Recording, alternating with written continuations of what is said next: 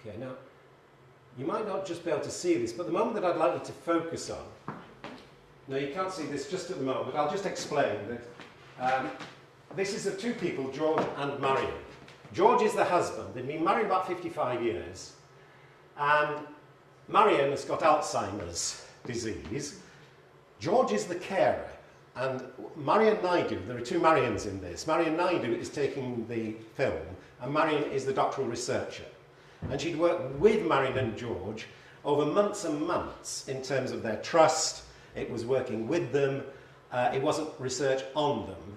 And this is, if you like, as George is talking about, as it's 55 seconds, I'd just like you to watch and just pay attention to Marion, because there is a moment that convinced the external examiners of the meaning of a passion for compassion. Okay, so here it is. As I say, it's about 50-odd seconds. I can only quote my own life and feelings as a carer. I care for my wife, as I think that I should, as we've been together for 55 years, and so I would have it no other way. The transition period was very hard, as I had to change my way of life. It's not to my credit to say that I was a very impatient sort of person. If something had to be done, it had to be done yesterday, or else I got very upset. The carers course has helped me tremendously, as some of the people that gave us the benefit of their knowledge and advice allowed me to think about what it meant to myself, and especially my wife. But to caring in general, it means that if it's the man that is the carer, then he has to learn to manage the home, cooking, housekeeping, shopping, etc. If it's the woman that is the carer, then it's the other way. She has to cope with emergencies in the home, such as changing fuses, washes, and a multitude of other jobs that used to be done by her spouse or partner. The carers course and the follow-up meetings give you a chance to meet people that are in the same position as yourself when you thought that you were alone and nobody cared. Okay, now, yep, the cursor allows you to capture some things which often are less than a second, that you often couldn't there. Now, if you look at Marion, Alzheimer's, so you take that Marion is comatose, would not be communicating. Now, Marion, who's been working with George and Marion for months, just picked on this moment where Marion, and if you just look at Marion's face, yeah, and it's there. Now, you don't need the sound to get that communication. And it is clearly a communication from somebody who is being viewed as comatose with Alzheimer's. And at that moment, Marion, who was, in one way, very emotionally engaged, she was in tears when she saw Marion, the pleasure, the loving energy that Marion was seeing, Marion the researcher, showed this with the external examiners in this way, to communicate her expression and meaning of a passion for compassion. Not in words, but through the embodied response to Marion as she just does this with a husband who is now caring for her after 55 years with Alzheimer's. And there's a beautiful expression on Marion's face as she does it. Now, can we just get the lights? Where are the lights? Are they over there? That's great. Now,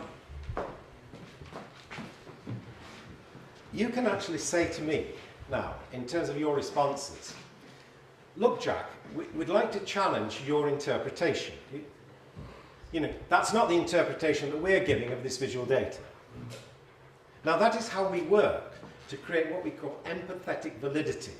It's a term that Marion Dance came up with to describe this process. Mine was empathetic resonance. So first of all, there's a physical embodied expression as Marion just gestures, her face lights up from being comatose, and you get that in relation to her husband, just meaning he's being big-headed as he tells you about all the things he's doing for me.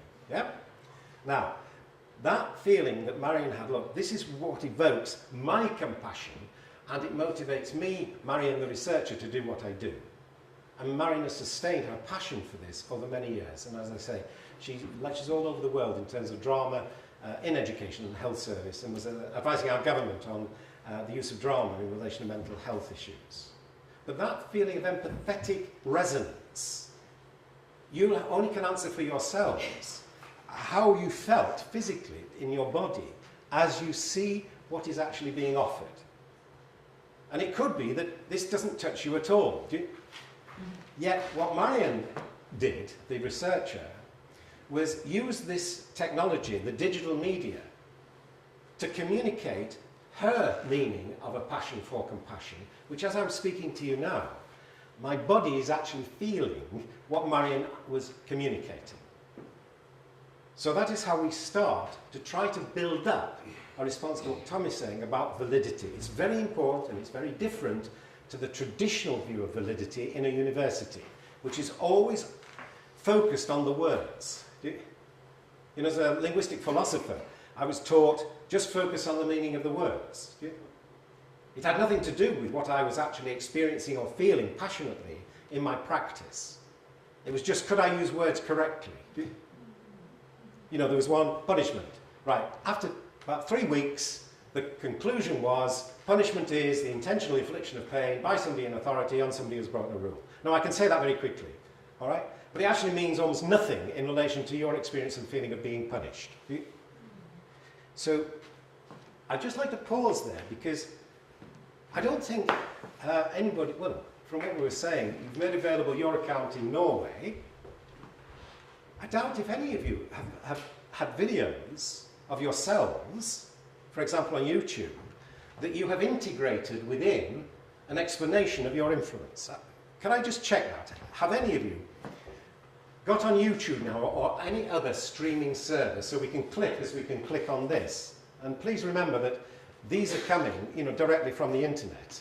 You can access these tonight as soon as, or leave the room, get into actionresearch.net. Go into That's What's New, and you'll be able to access these just by a click from YouTube.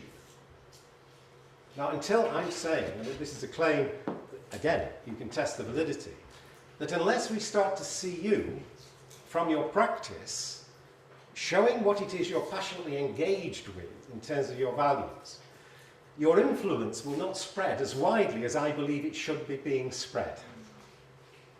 Because imagine in this room now, if we could make available in the public domain, spreading around the world, the values that you're living every day, for me, the world becomes a better place to be. Do I make sense here? This is a very practical issue about how to improve the world. And it is to share the values that you're passionate about and really believe in with your students. And to share it as widely as possible. So somebody in different, and we can start with the European context. It was some 800 million people, 47 countries, 19 here, right? Now, if we were to start with that, that would be hugely significant.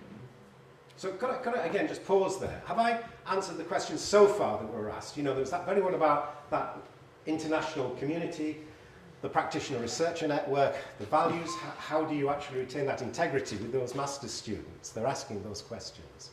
The question, you know, about, right, how do we conduct this research with the teachers so we're not imposing our frameworks onto others? We're actually allowing these to emerge. We can work with, as Tryggva was doing with the musicians, and as I'm doing today with you, I hope, share my understandings, but it is definitely not imposed upon you. I can't get to where I want to be unless you exercise your creativity and come forward with your accounts and explanations of your influence with your students in the context you live and work.